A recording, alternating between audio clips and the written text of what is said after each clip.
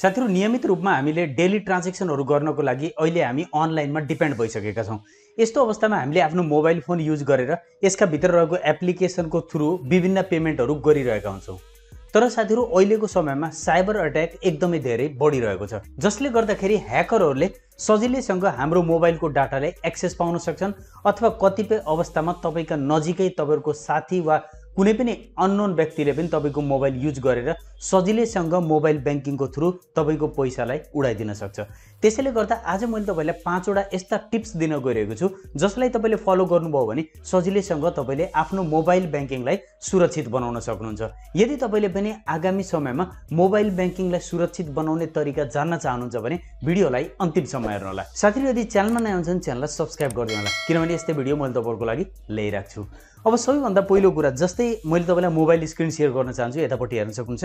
Mostly के हुन्छ भने तपाईले आफ्नो मोबाइलमा कुनै पनि मोबाइल एप्लिकेसन युज गर्नुहुन्छ, जस्तै मैले एनएमबी को युज गर्छु। एनएमबी मोबाइल एप्लिकेसन युज गर्दाखेरि मोस्टली हामीले के गर्छौं भने त्यहाँनिर मोबाइल नम्बर र पासवर्ड राखेर लगइन गरिरहेका हुन्छौं। तर तपाईले आगामी समयमा यो गल्ती नगर्नु होला। तपाईले आफ्नो मोबाइलमा फिंगरप्रिन्टलाई इनेबल गरिदिनु होला।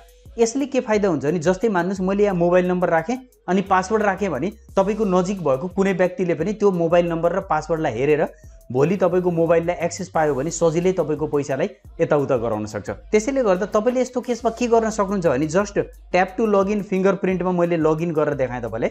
यहाँ फिंगरप्रिन्टबाट म लगइन भएको छु, कसैले पनि थाहा पाउँदैन कि मेरो आइडी र पासवर्ड के हो। तपाईले पनि आफ्नो मोबाइलमा जस्ट यहाँनिर रहेको सेटिङमा जानु होला।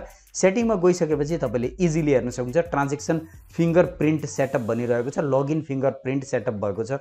यसमध्येबाट कुनै पनि एउटालाई चुज गरेर दुईटैले गर्नु होला र तपाईले सेटअप गरिहाल्नु होला, जसले गर्दाखेरि तपाईले जहिले पनि यो एप्लिकेसनमा लगइन हुँदाखेरि फिंगरप्रिन्टबाट लगइन हुनुहुन्छ, तपाईको सम्पूर्ण इन्फर्मेसनहरु हाइड रहन्छ। त्यस्तै साथीहरु हामी मध्येबाट कतिपय साथीहरुले एउटा अझै गल्ती गर्नुहुन्छ, कहिलेकाहीँ आफ्नो मोबाइल अरु घरकै फ्यामिली मेम्बरलाई अथवा कुनै पनि व्यक्तिलाई दिएर मोबाइल बैंकिङको पिन नम्बर पनि प्रोवाइड गरिदिनुहुन्छ।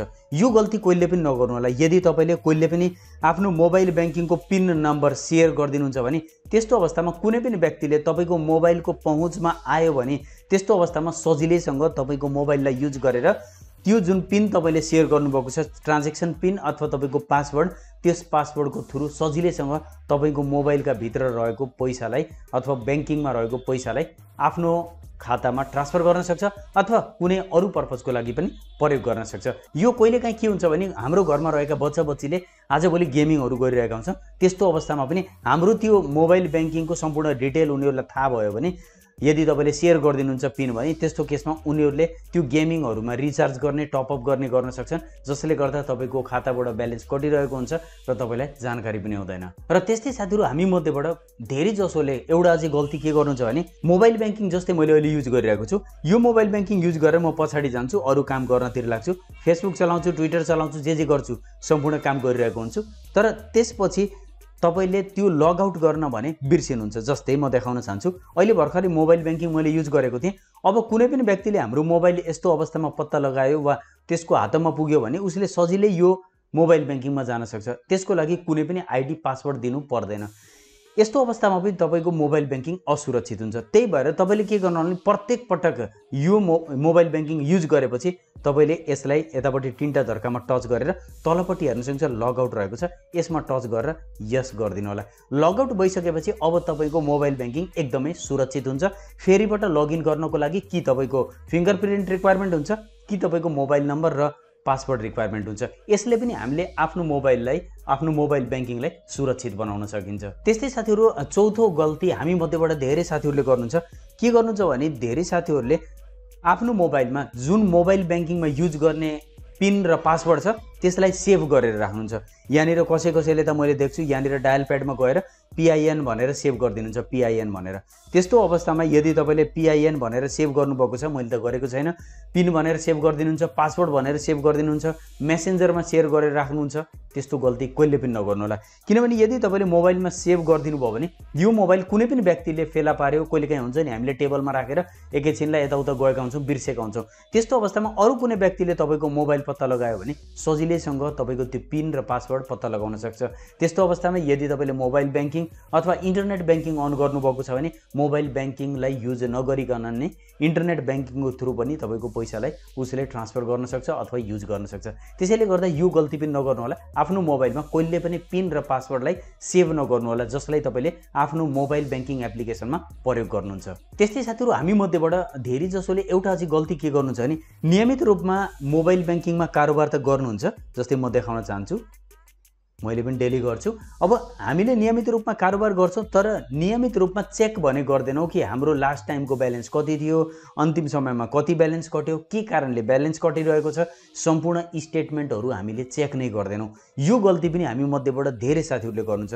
त्यसैले गर्दा तपाईले जहिले पनि कुनै ट्रान्ज्याक्सन गर्नुभयो भने स्टेटमेन्टहरू चेक गर्नु होला। जस्तै यतापट्टि जान सक्नुहुन्छ, यहाँनिर गइसकेपछि स्टेटमेन्ट भन्ने अप्सन आउँछ, यहाँ जानु होला। यहाँ गइसकेपछि अन्तिम समयमा तपाईले के कुराहरू गर्नुभयो, कसैलाई पैसा पठाउनु भयो र तपाईको खाताबाट कति पैसा कटिरहेको छ, यो पनि नियमित रूपमा तपाईले चेक गर्नुभयो भने सजिलैसँग तपाईले आफ्नो एकाउन्टलाई सेक्योर र सुरक्षित बनाउन सक्नुहुन्छ। किनभने तपाईलाई थाहा हुन्छ कि के कारणबाट पैसा कटिरहेको छ र तपाईले ब्याङ्कमा सम्पर्क गरेर त्यसको सम्पूर्ण इन्फर्मेसन लिन सक्नुहुन्छ। कहिलेकाहीँ त्यस्तो अवस्थामा तपाईले छिटै त्यो डिसिजन लिनुभयो भने कसै व्यक्तिले तपाईको एकाउन्टमा एक्सेस पाएको भए पनि तपाईको पैसा पनि यताउता गराउन सकिरहेको हुँदैन। त्यसैले गर्दा यो कुरा पनि जहिले पनि ध्यान दिनु होला। रेगुलर तरिकाले तपाईले प्रत्येक दिन अथवा 1-2 दिन बिराएर तपाईले आफ्नो एकाउन्टमा रहेको स्टेटमेन्टहरूलाई सजिलैसँग तपाईले चेक गर्न सक्नुहुन्छ। त्यही तरिकाबाट चेक गर्नु होला, बल्ल मात्रै तपाईले आफ्नो मोबाइल ब्याङ्किङलाई सुरक्षित बनाउन सक्नुहुन्छ। आशा गर्दछु साथीहरु, यी 5 वटा जुन मैले कुरा बताएको छु पक्कै पनि आगामी समयमा तपाईहरुले फलो गर्नुहुनेछ। यदि तपाईले यी सम्पूर्ण कुरा फलो गर्नुभयो भने तपाईले पनि आफ्नो मोबाइल ब्याङ्किङलाई सुरक्षित बनाउन सक्नुहुनेछ। साथीहरु, तपाईहरु मध्येबाट कतिजनाले यी सम्पूर्ण कुरा अलरेडी फलो गर्नुभएको थियो, तलपट्टि कमेन्ट सेक्सनमा कमेन्ट राख्न नभुल्नु होला। आशा गर्दछु यो भिडियो तपाईलाई मन परेको छ। भिडियो मन परेको छ भने लाइक गरिदिनु होला, धेरै भन्दा धेरै साथीहरुलाई भिडियो शेयर गरिदिनु होला।